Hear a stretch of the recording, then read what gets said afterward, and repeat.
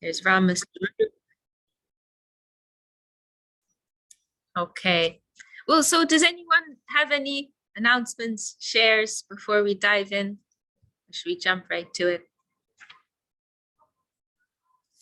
Okay. Well, so we just to pick up from where we left off, finish that thought. So we finished with this verse number 11 of chapter 4, as Chinmoy Prabhu has reminded us. Very famous verse. Yeya tamam prapadyante tams tataiva bhajamyaham mama vartmanuvartante manushya partha sarvasha. As we approach the Lord, so he will approach us. You know, there are so many threads of reality, right? There's so many strata, right, of reality. And what we come to experience is based largely on our own desires. And so the question is only, well, which level of reality, which grade of reality we are connecting to, because while all reality has some degree of truth to it, some of a permanent nature, some of a more temporary nature, there is a gradation. It is not that they are all one. So what do we really want? You know, what is our inner call? And we will also have to be responsible for it. Oh, Gangali is asking if I Layas, is that someone in the waiting room? Layas, I don't know. Let's give them a chance though. Does anyone know them? Chintamani May. Let's give him a chance, I say. Welcome also Mahalakshmi. They actually left, so they came and left. So okay. The moment I admitted, I realized that I've never seen that name, so I should do it the other way around before. And then I would. Is it okay to interrupt? Because we do not want to have. Oh yeah, no, it's fine. Yeah, it's fine. I'm always interrupting myself anyway, you know. So. Okay. Yeah, I had one complaint actually from someone. They said they didn't like, thought my meetings they just like wanted to hear me talk, and they didn't like all the greetings and the hellos and the I had a complaint like that. But you know, I don't know, I feel very rude if I don't acknowledge people. So I don't know. Love it. I think it's very making it very personal. It's just, yeah, I don't like the idea of just being a talking head, you know, and I think I like to involve everyone. And so, but anyway, I'm open to feedback, and, you know, I'm open to changing formats. Anyway, so, yeah, so there is a gradation, right? There are different expressions of reality, but they are not all one. There is a gradation. So the question is, which strata are we connecting with? And then here's the thing, we have to be responsible for what layer of reality we choose to connect with. Because here's the thing, if the layer of reality that we choose to believe in, that we choose to invest our energy in, is not in harmony with the whole, is a projection which causes friction, right? If our version of reality causes friction with others, then we have to be responsible for that, right? This is what karma is. Karma means we're creating resistance, means we're creating friction, because we are opposing the real fundamental flow, the highest permanent reality. We are opposing it. So then we're creating some level of disturbance, some level of resistance, and we will have to be responsible for that because we're acting independently. So, but you know, that's our choice. But if we're acting in consonance, in harmony with the whole, with the real fundamental current of reality, then there's only harmony. There's no friction. We will only be beginning, middle, and ends, you know. It will be a joyful process, joyful experience. Okay, so then we can move on to verse number 12. But there may have been more things to say about that verse, but we can always go back to it. I think we spoke about it a lot last week. Okay, so go on to verse 12. Kangshanta karmanam siddhim yajanta iha devata Kshipram hi manushe loke siddhir bhavati karmaja chaturvarnyam maya shishtam gunakarma vibhagasha tasya kartaram apimam vidya kartaram avyayam namam karmani limpanti name karma phale spriha iti mam yo bijanati karmabirna sabhadyate evam gyatva kritam karma purvirapi mumukshubhi Kuru karma tasmatvam purvai purvataram kritam kim karma kim akarmeti. Kim means what. So what is karma? What is akarma? What is action? What is non-action? Kim karma kim akarmeti kavayo pyatra mohita means kavayo means learned persons. Even learned persons, mohita, they're bewildered. And understanding this, what is action and what is inaction? It's not as straightforward as it may seem, as you may think. It's a tricky matter. Even the learned are bewildered in trying to understand this. What is action, what is inaction? Kavayopya chamohita tate karma pravakshami yajgatva moksha se shubhat karmano hyapi bodhavyam cha vikarmana akarmanascha bodhavyam gahana karmano gati. So I'll just read through these verses and then we can go back and review them. 12 to 17. Persons who desire the fruit of their actions worship the gods. Yes, this was I remember now, this was our preview, right, from last week. Persons who desire the fruit of their actions worship the gods, since in the human plane, actions swiftly bear fruit. The 4 social divisions classified according to the material modes of nature and corresponding activities are made, sorry, one second, the people are shouting.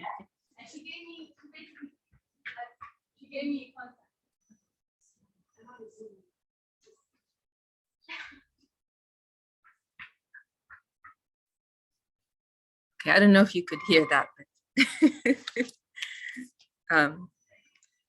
the 4 social divisions classified according to the material modes of nature and corresponding activities are made manifest by me.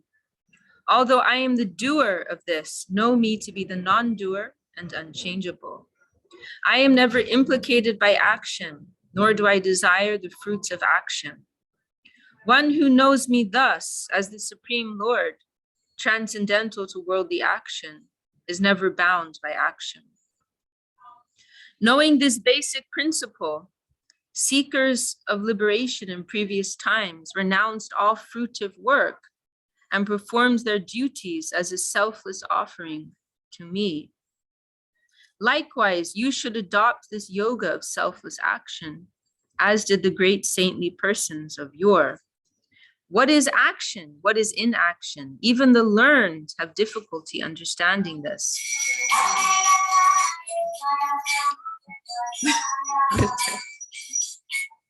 Oh dear. They're getting into festival mode because there's a big festival happening Saturday. So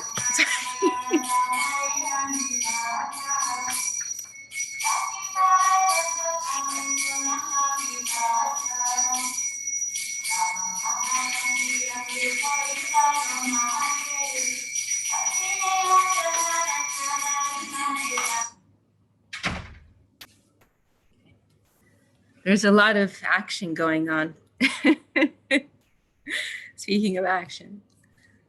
But this is action of a different type because it's all an offering to the higher plane. So in that sense, it is, you could say it is sukarma. It is auspicious action. You know, it is a higher type of action. It is not vikarma. Vikarma is the word used for like sinful or binding action. So, okay. And we've got devotees flying in. Madhusudha Maharaj is arriving tomorrow, and Tungarasa flew in from Norway. And from Latvia, someone's coming. Let's see where we are. 4.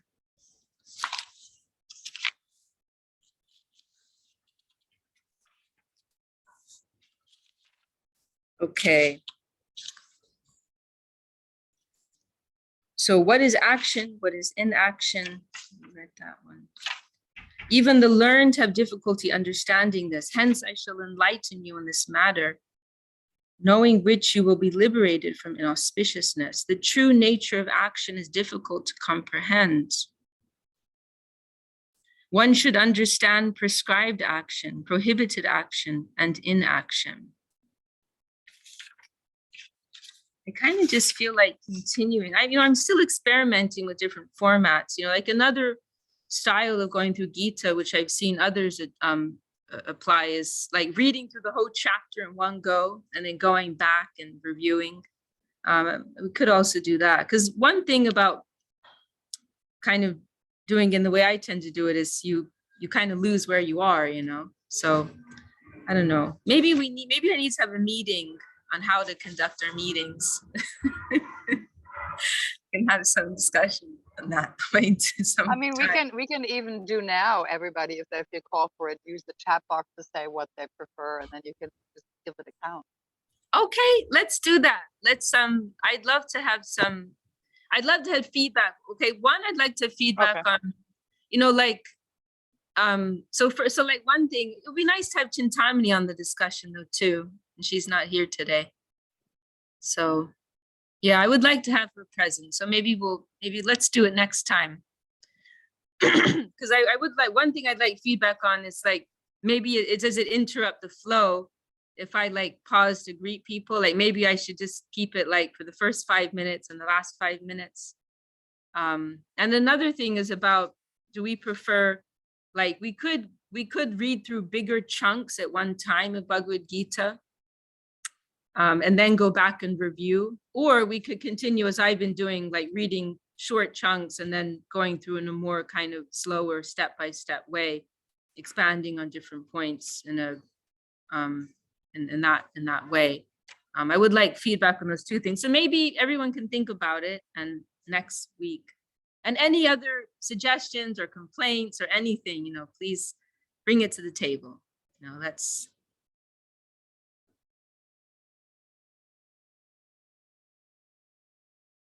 Okay, Marie says she just had spent 3 meetings discussing how to do meetings. We also don't want to get sucked into that. Yeah. Okay, well, we'll just continue for today. Sorry, everybody.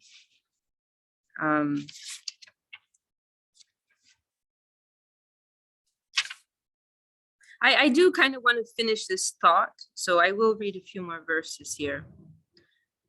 So the true nature of action is difficult to comprehend. One should understand prescribed action.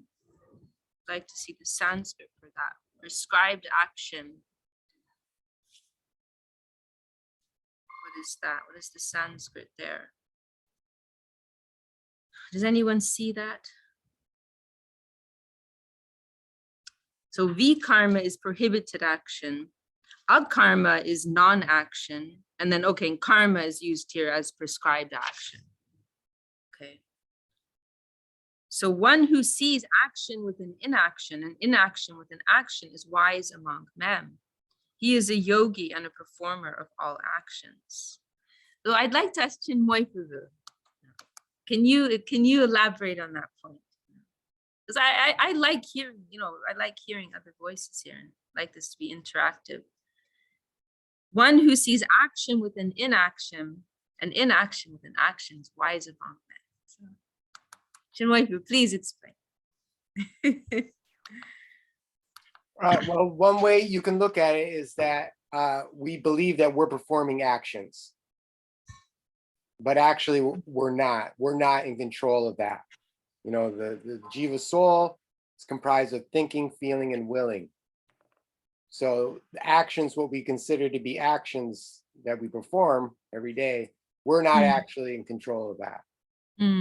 So in that sense, you can say that's if you realize that, that's inaction within action. And then action within inaction, I think, is more along the line of thinking, willing, and feeling. Is that you have desires, and if you're trying to serve, then that may be seen as inaction, but actually that's true action. Mm, mm. Yes, beautiful. Very nice. Very nice. And we can also add to that if we are performing activity with selfish, desire, then that is what is, creating a karmic reaction. That is what is binding. But if we are performing it without any personal interest, then that is, as you said, then that is akarma, that is inaction. Although we are physically performing it, it's without that inner selfishness. So it is inaction. But then, as you also indicated there, if we are devoting that to something higher, then that becomes something positive, right? So there's the minus, selfish action, which is binding, which is action, and how it's being defined here. Then there's zero, which is with that selfish intent withdrawn. And then plus is when it's being offered to something higher. Then not only are you free from the entangling results, but you're actually gaining in the spiritual sense. So, Yeah, I believe this is mainly just talking about karmic action, so action within this material world. So if you're performing action, which is devotional, it's actually creating no karma. So there's no Right. action actually happening. There's inaction within that action because there's no karma Right. debt involved.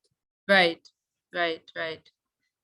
Yeah, it gets a little confusing because depending on the context, the terms are defined a little differently, right?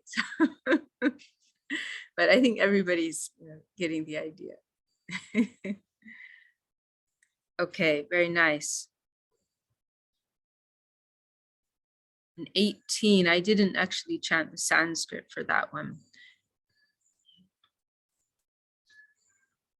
Karmanya karmaya pasya na karmani cha karmaya sabuddhiman manusheshu sayukta krishna karma krit yasya sarve samaramba kama sankalpa varjitaha yanagni dagda karmanam tamahu panditam buddha.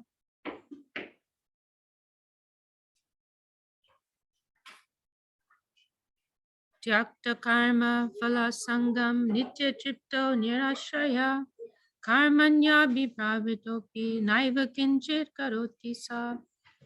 So just read to verse 20 there. So one who sees action with inaction and inaction with an action is wise among them. He is a yogi and a performer of all actions. Oh, so then also we didn't elaborate on that point, action with an inaction, someone who is apparently withdrawn, right? But hang on now. Sorry, it's really, I think I need to go to my room. There's like kids running around. I came out here in case anyone wants to join in, but everyone's busy. So I'm gonna go into my room. Sorry, it's hard to focus. Now the parikrama is going on.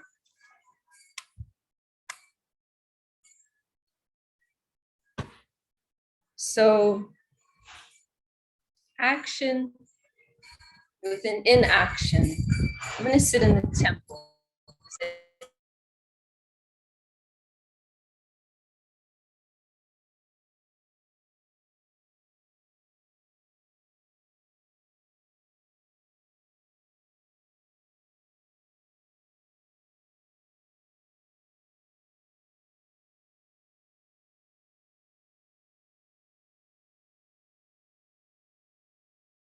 Through here. It's challenging because, because of all the different ways in which these words are defined, right? But I'm thinking, Chinmoy Prabhu, tell me what you think, that this is referring to persons who are apparently withdrawn,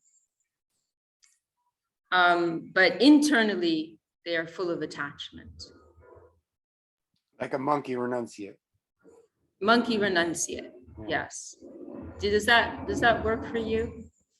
I mean, that's one way to look at it, because even though it seems like they're not performing any action, but mentally they're still attached to this material world, therefore attached to some type of karma. Hmm. So even though it looks like they're not doing anything, still on the karmic plane, they are doing something. They are receiving karma. Yeah, I'd like to see the commentaries on that, you know, be nice to have that elaborated upon. I'll try to do that for next week. And then the angle of this verse is interesting because he's saying it's like saying one who can perceive that is wise. So it's encouraging this type of vision, this type of discriminating vision, right? And how we are perceiving and learning from our environment. Welcome to Kanakalata, who's joined us from Sao Paulo. And also Dana's just joined us, welcome. Okay, then verse 19, one whose every action. And now, okay, now you actually raised another interesting point, Chinmoy Prabhu, going back to that, about karma arising from our thoughts. Because actually, that it's true that generally is the case, except in Kali Yuga. We're told in previous ages, you would be held accountable even for your thoughts. So sinful thoughts would be reactionary.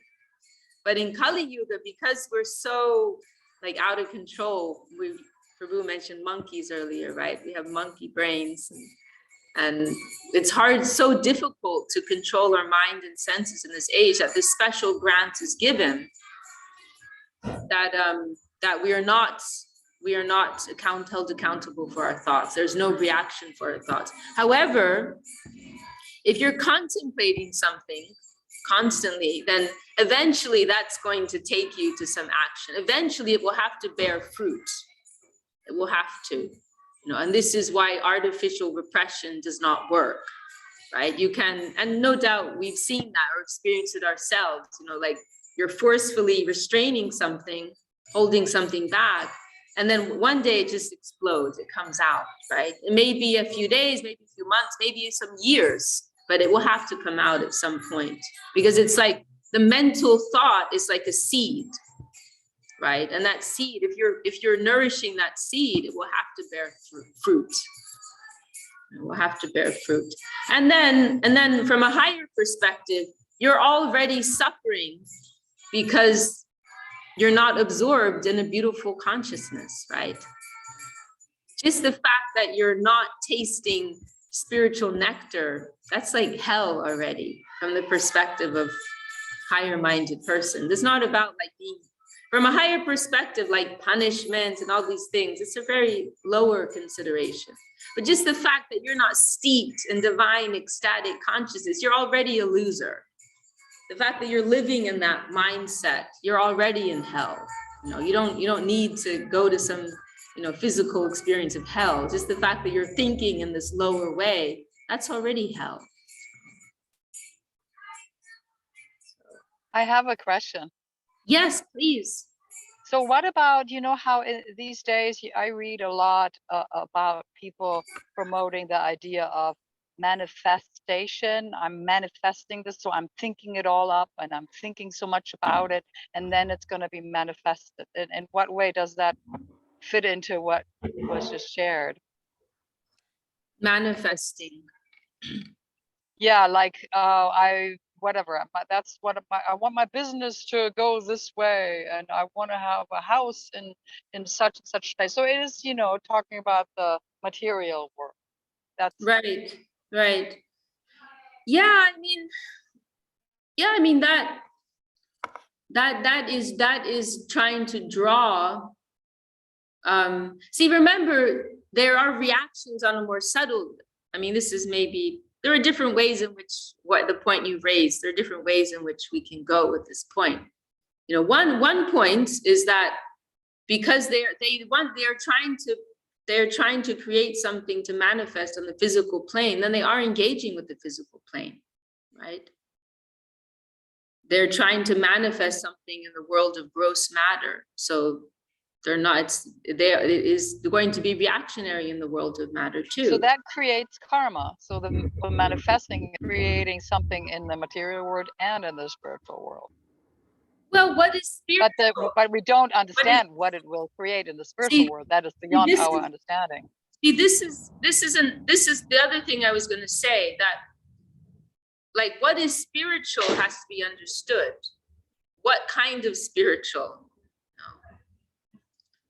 Because what many consider to be spiritual, we understand according to the Vedic version to be a subtle expression of matter. So then that was the other thing I wanted to say in regards to that you're, and this is why I think it's a little dangerous to mess around with all these things, because you're dealing with something subtle. And then it's kind of like you can get yourself in a little further than you can chew, right?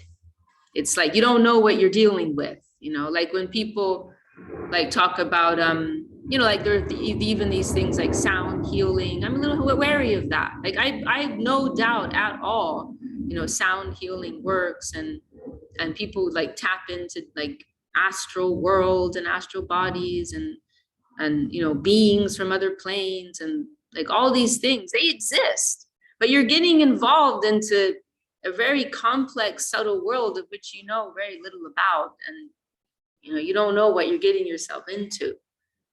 Dealing with subtle, like I'd rather make mistakes in a world of concrete matter and face things in a world of concrete matter, like kind of know better what I'm dealing with. But all these subtle energies out there, like you can easily get lost. You don't know what you're getting involved with. It's like you're manipulating in a more complex and sophisticated way, and there will be some type of reaction. What is that manifesting actually? It's a type of manipulation, isn't it? And if it's only for your own welfare, then it depends on the consciousness, right? It depends on the consciousness. But it's a tricky thing to get involved in, and what type of reactions can come when and in what way exactly, by what means, like we don't know.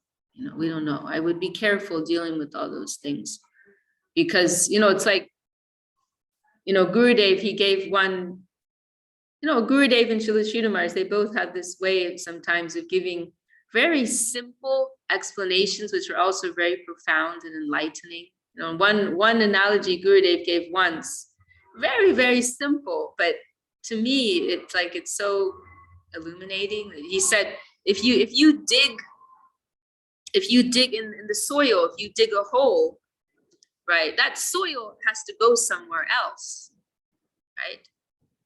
It's not like you dig a hole and then the soil just disappears and vanishes. So in the same way, it's like if we take money from this world, that's come from somewhere, right? Where is it coming from? How did it come from there? There may be so many intricate reactions involved to that.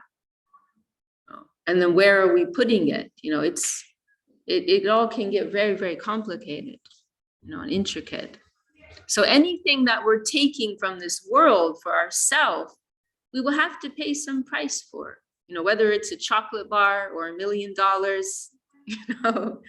there's a price, and we can't cut that off completely at present. We just can't. It's impossible.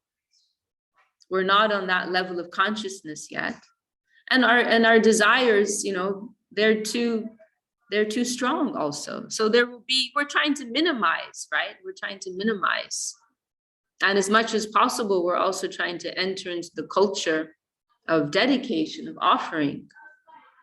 But we've got a long way to go, right? So every last thing that we eat, that we do, that we say, that's involved with our own interest, it's reactionary. Like, it's a really heavy thing to think about. And coming up, is it in this chapter? No, it was maybe in the previous chapter 3. It was in chapter 3, I'm pretty sure. There's one well-known line, Yagnar tat karmano nyatra, Yagnartat karmano natra loko yam karma bandhana. Everything that you do in this world, every last thing that you do in this world that is not performed as yajna. Here, yajna means sacrifice in the most original sense. Yajna is sacrifice. In other words, what is sacrifice? Yajyo by Vishnu. A yajna is a sacrifice for Vishnu's interest, for the Lord's interest. So anything that, every last thing that you do in this world, step that you make, breath that you take, food that you eat, words that you speak, so on and so forth. Every last itty bitty little thing has some reaction. It's a very complex system, right? It's the computer system of Mother Nature at work, the software. It's very, very, clever system, and it's counting for every last thing. So anything that we do that is devoid from the Lord's interest and our own issue, it is reactionary. So think about that. We have to think about that. So it's better to play it safe. Simple living, high thinking.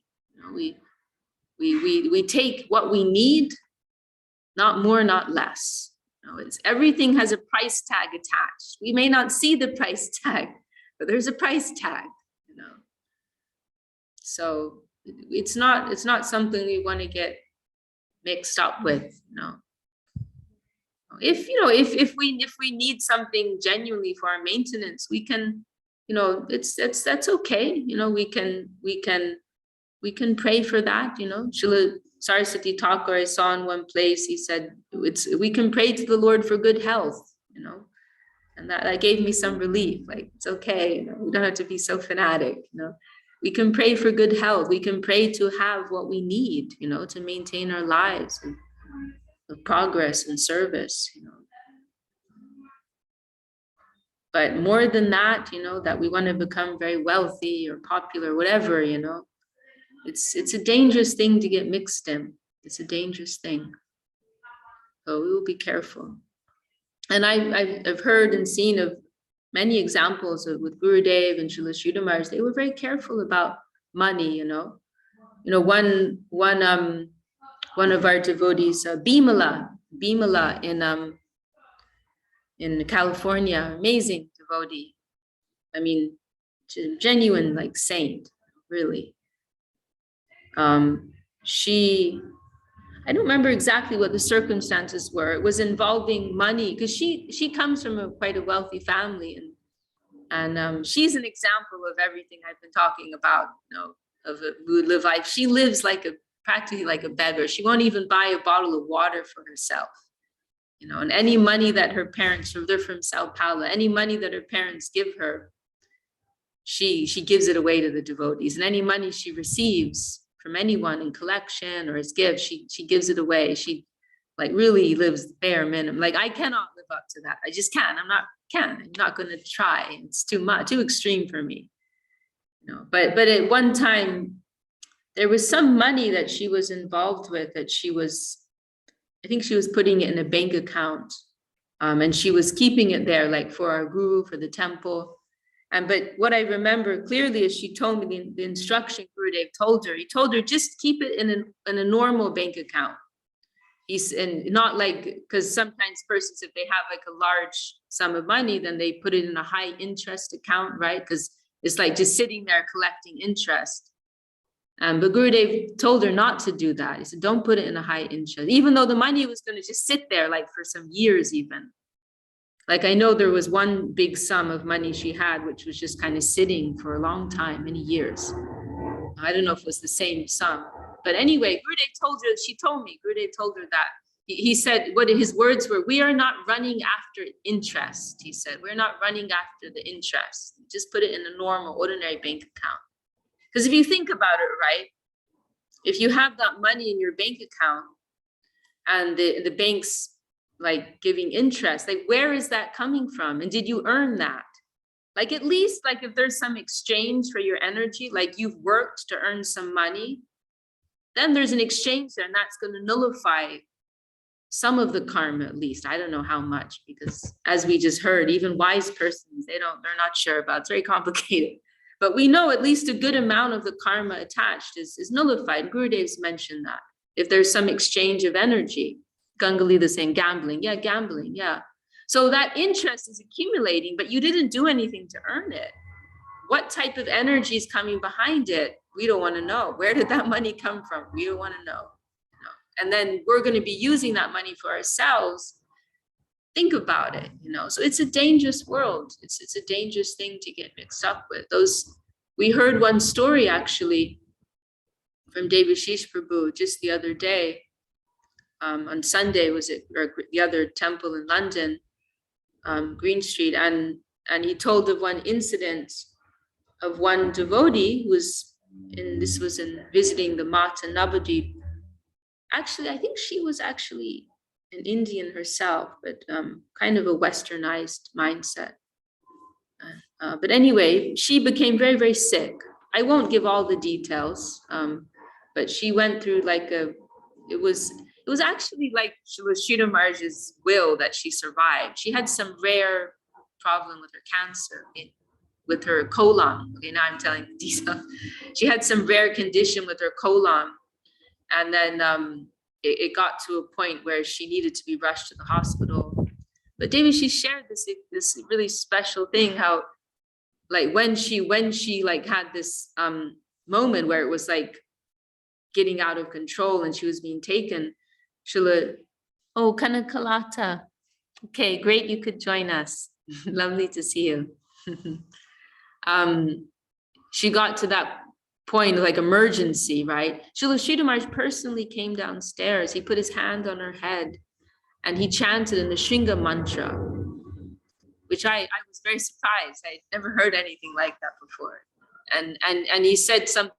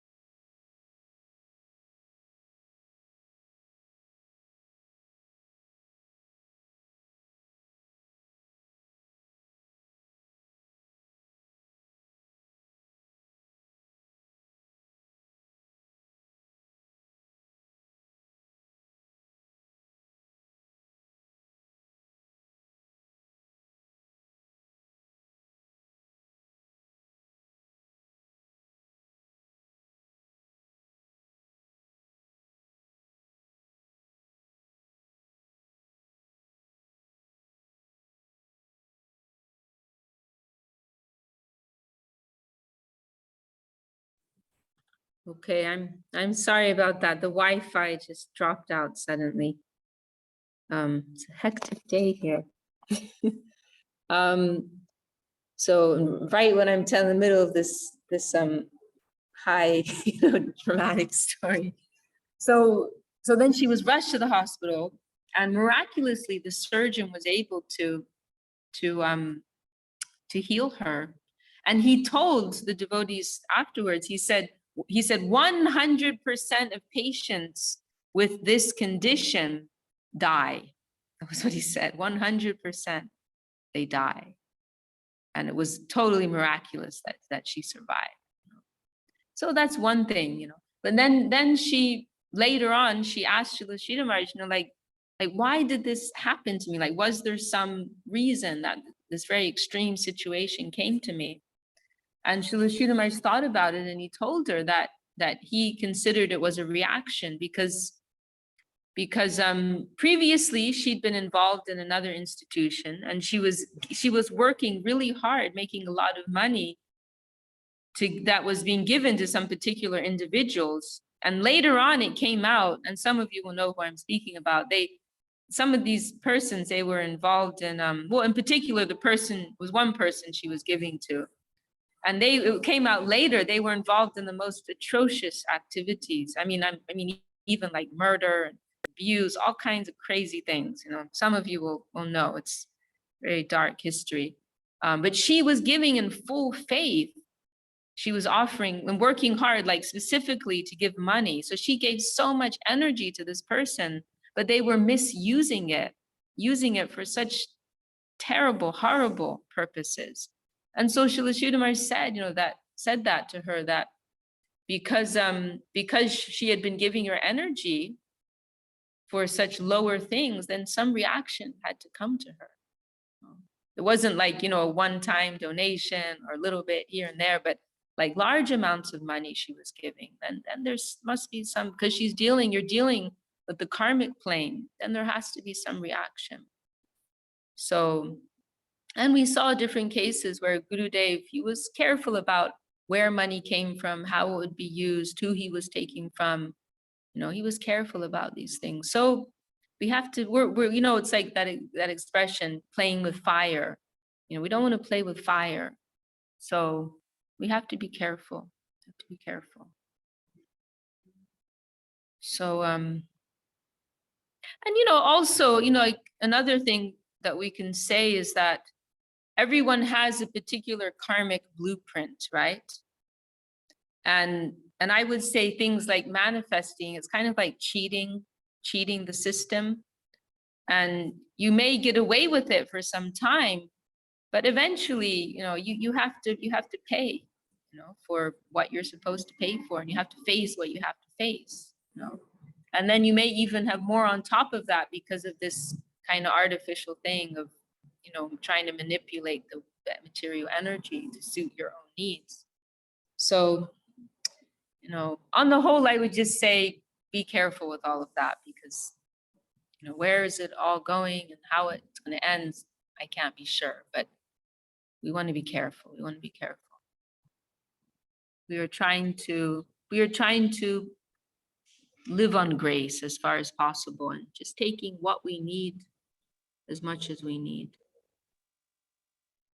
Those are my thoughts. That was really great, because it's really going around and something that some people calling themselves, and being in spiritual circles, this practice of manifesting something,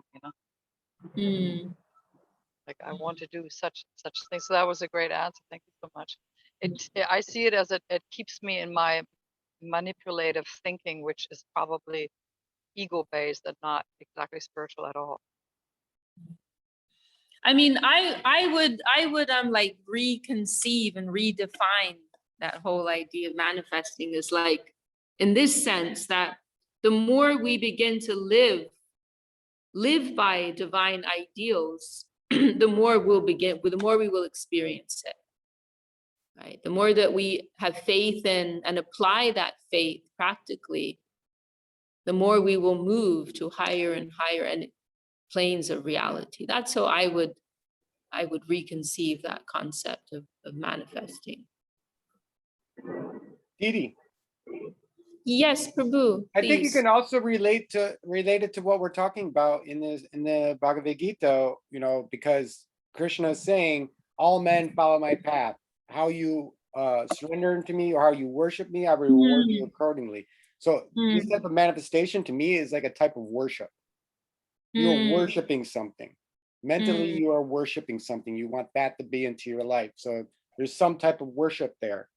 And Krishna, if you want to worship something, and Krishna is like, okay, you can have that. So, this type of manifestation for me is a type of worship. Nice. I like that. Very nice. Yeah, definitely. Yeah, I think 100%. Very nice.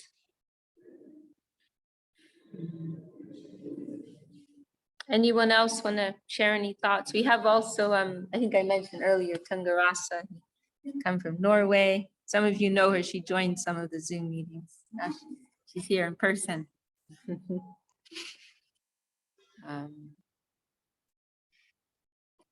Okay, well, we have a little bit of time left.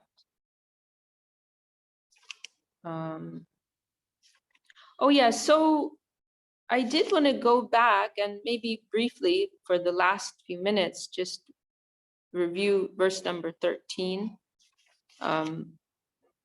Because this is a verse which is quoted sometimes. It's somewhat of a well-known verse, and Krishna, it's you know, kind of like background information, but it's helpful. This verse 13 of chapter 4, Chatur Varnyam Maya Shishtam Guna Karma Vibhaga Shaha Tasya Kartanam Apimam Vidya Kartanam Avyayam. So just, you know, Krishna stating here that I created the Varnashram system, you know, this great system of ancient Vedic India, you know, this classification of persons, which, as Krishna points out here, Guna Karma Vibhaga Shaha, you know, a Vibhaga Shaha is referring to the division, the classification. It's meant to be ascertained, it's meant to be determined according to Guna and Karma. Guna means your qualities and Karma, your activity. So this whole system, it's not meant to be a prejudice system based on birth, you know, bloodline and all these things. It's meant to be something that supports persons according to their nature, so that persons will be allocated a particular role in society that is suitable for them according to their nature. So if someone has a, you know, that will do several things. You know, one point about it is that it will allow an outlet. It will provide an outlet for our material qualities, but in such a way that they can be regulated. And then here's another important point, they can be utilized for some positive purpose. So it's not just that our nature will be expressed in a random, whimsical way that may or may not be beneficial to the environment, but it will be regulated in a healthy and wholesome, helpful way to the environment. And then the other side of it, another important point, is that this system, this is maybe the main point, the system supports the practice of detachment, right? So because we are expressing our nature in a regulated way, then that means that there has to be some practice of detachment, some control, self-control. And so we're getting into the practice of doing things with a sense of duty, right? So let's take for example, someone who has like a kind of a warrior nature. They like to fight, you know, their passionate nature. Rather than getting into trouble with that nature, which one could easily do, you know, they'll be allocated a role in society. You know, there'll be, you know, bodyguards or soldiers, you know, generals and rulers and so on and so forth. So they're able to express their nature, and they're also doing it according to some particular code. So then the practice of selflessness, you know, following duty, all of this comes into play. And this facilitates, you know, some degree of detachment and distancing ourselves from our material desires, because we're not just doing it and expressing ourselves in an unregulated way. We're following some code. We're following some particular conventions and advices. So then this allows for the development of detachment and purification of our consciousness, because we're not feeding into all of our whimsical impulses. Then purification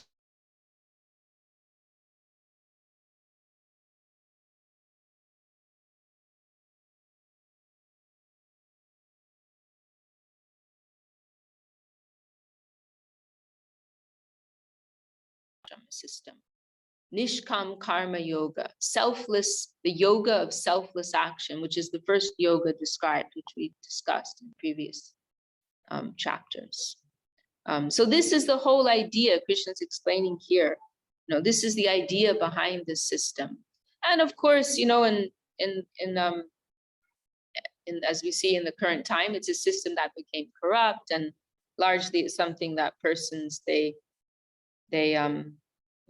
deride because we live in the world of exploitation. Things are very much subject to corruption, and so on.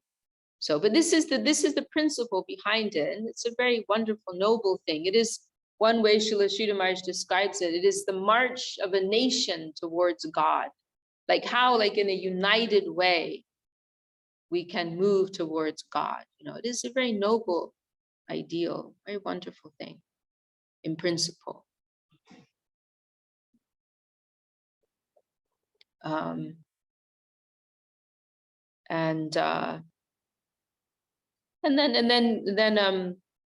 Then Krishna's speaking on this point in the following verses that if we are performing our action without desiring the results, then we're not implicated by that action.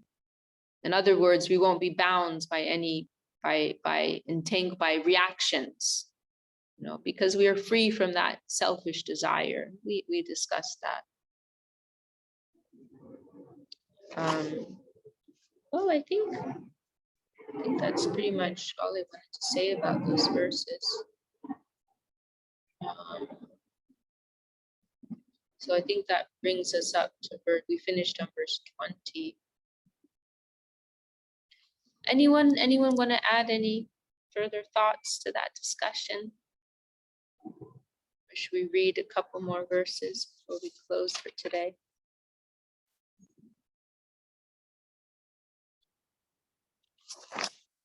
Okay, we'll read a couple more verses then. So I'll read again, pick up from 21.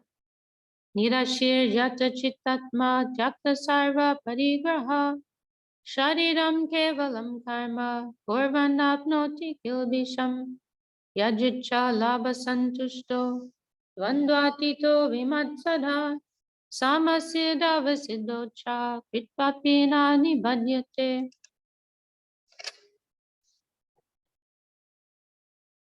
Gata sangasya muktasya yanavasti chetasa yagyaya charata karma samagram praviliyate.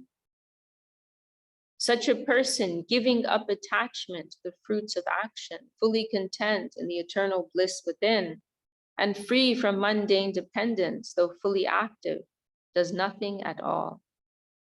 Desireless, controlling mind and body by the intelligence, and renouncing all possessiveness and acquisition, no sinful or pious reaction is incurred by such a person who may act to acquire mundane objects merely for his bodily sustenance. And one thing that comes up with this verse is it's kind of an interesting point, because we don't normally think in this way. But one consideration is that, because we can understand avoiding bad action, right? Bad action, selfish action will have some binding result. But here's another interesting point. You will also receive karma for good action. So good action has good karma, right? But that is also binding. From a higher perspective, you don't want all karma's bad. Whether it's good or bad, it's all bad. Because it's all binding you in this world. It's all binding you in this world. If you do a lot of good work, philanthropic work, then you will receive a lot of good karma for that, and you'll have to receive that result, right? Then there's one our Gurudev, he mentioned about one godbrother, Srila Sridhar Maharaj. He was super fanatic about this point, to the extent that he wouldn't even give like a couple of rupees to beggars on the street, and he said that Srila Sridhar Maharaj would, if Srila Sridhar Maharaj sees, and especially in India, it's, like here we see people on the street, of course, which is very sad, but in India, what you often see is persons with deformities, and missing some limbs, or missing an eye, or they're blind, or misshapen in some way. You see it I guess it's a nutritional thing. I don't know. It's very heartbreaking to see.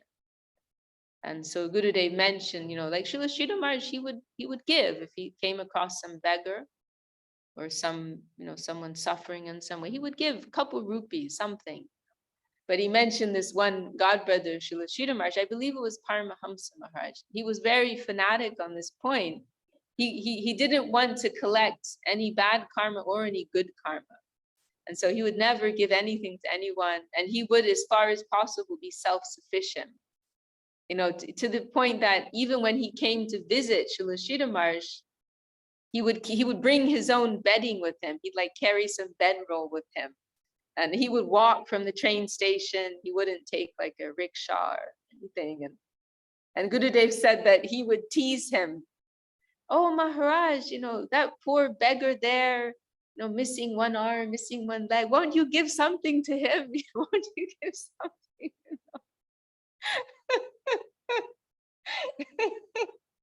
But this was, it's funny, Gurudev was a little cheeky sometimes. But this was his thinking, as it's saying here in this verse, that if you do pious good action, then you'll have to come back to take that result, that good result.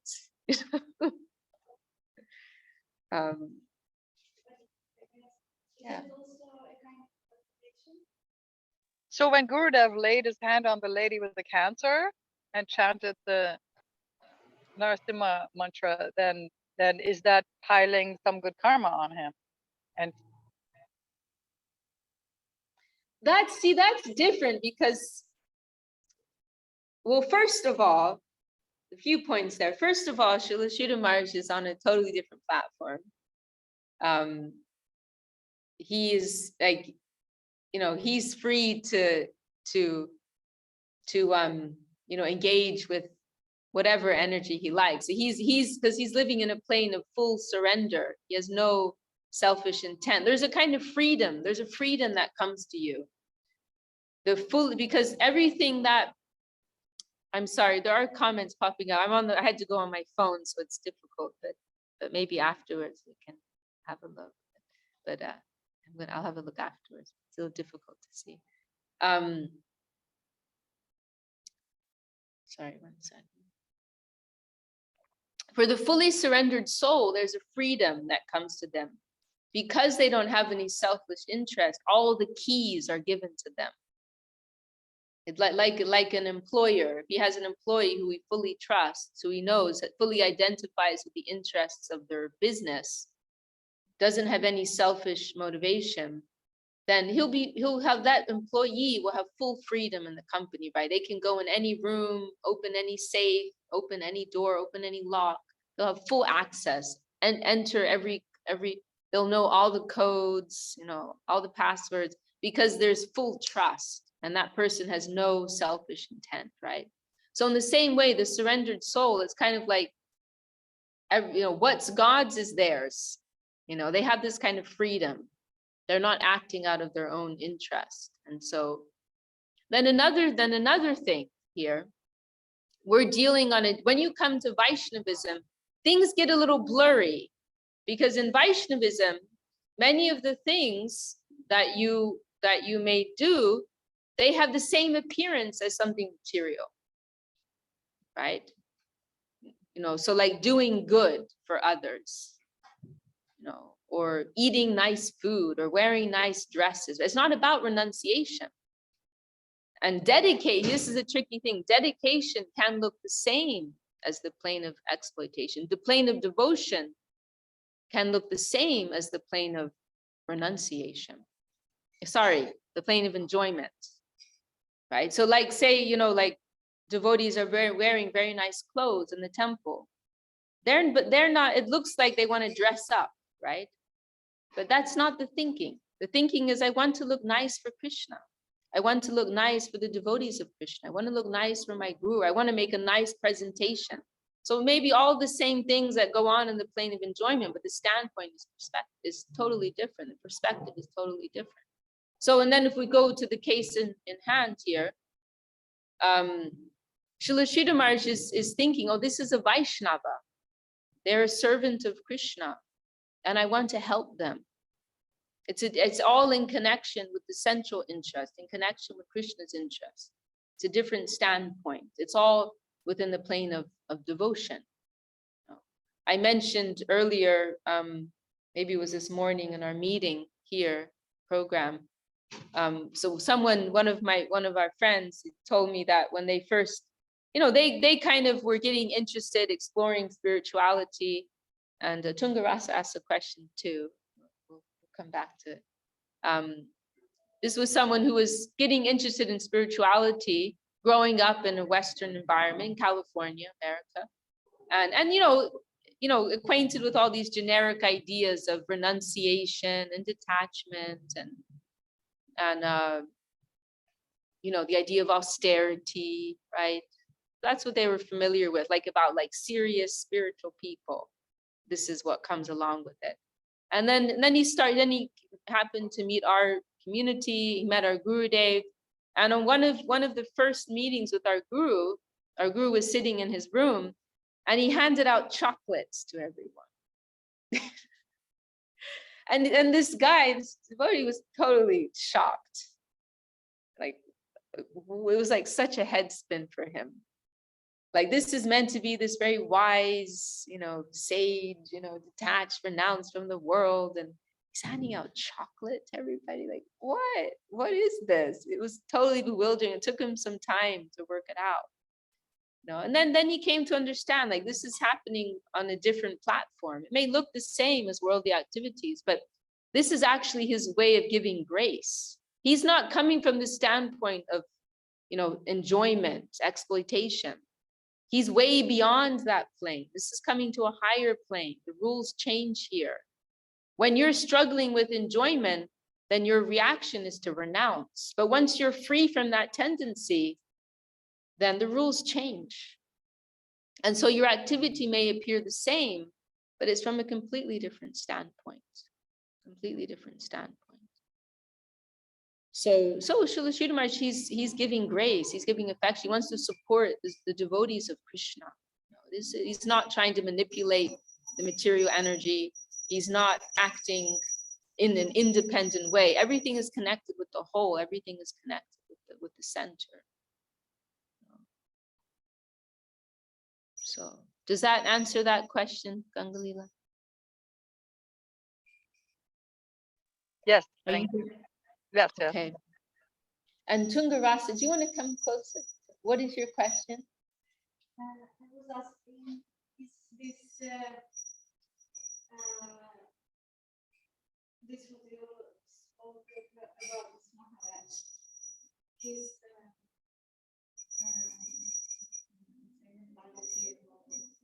because nobody can hear you. It's better if you, otherwise they're sitting in the quiet. At least speak more, speak a little, they can hear you. yes. At least I want to ask if this also calculation. This mentality of this. Which mentality? Because we jumped around a bit. You spoke about Maharaj who wanted to avoid any action. Okay. Right, that he wanted to avoid. The thing is, I don't want to analyze it too much because I don't feel like I'm in a position to criticize, But what we can say, it's not the example that Gurudev followed. No. Because there's also you're right, actually. You're right. Really, when we're coming to the plane of devotion, we don't want to calculate karma anymore. It's really that from the highest perspective, karma comes and goes, and we don't, not myself, but the higher devotees, they don't care. Let the karma come, bring it on.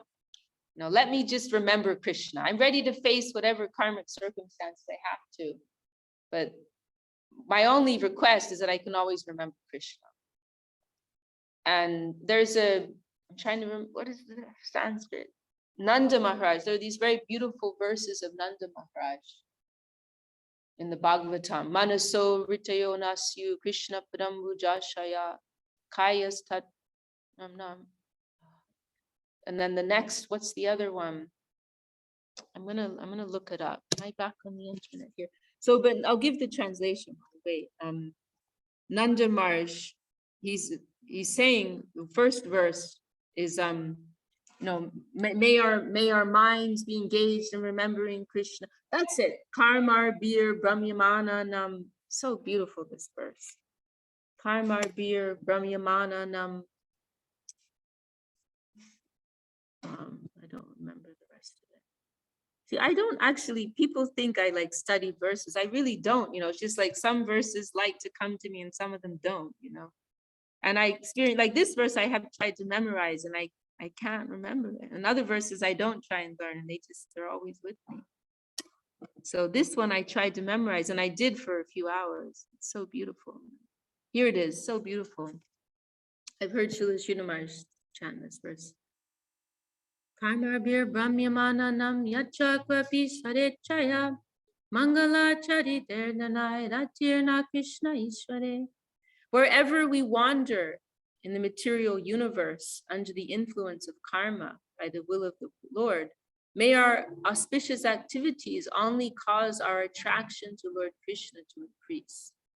So wherever we have to wander, whatever we have to face according to the will of providence, according to our karma, according to the will of the Lord, let that all happen as it is supposed to. Let that all go on. But my only prayer is that my desire, my attraction to Krishna, it will be continuing, it will be increased. I can always remember Krishna. This is the real feeling. This is the feeling.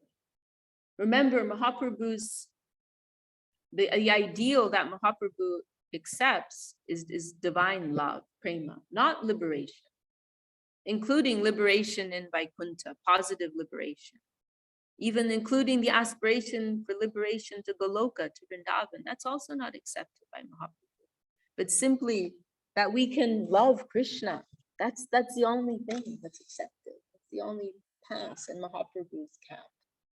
That our only prayer is that we can have love for God, for the divinity, for Krishna. It is the most selfless thing, most selfless thing. So yes, I would have to agree with you. If I'm put on the spot, I have to say yes. Yes, good point. Wow, we've had some really in-depth discussion today. Nice points raised. Well, we have gone a little over time. Any final comments from anyone? Or should we ask Ganga Leela to pray us out? And also Anadi Krishna Prabhu from Mexico just joined us. Welcome. And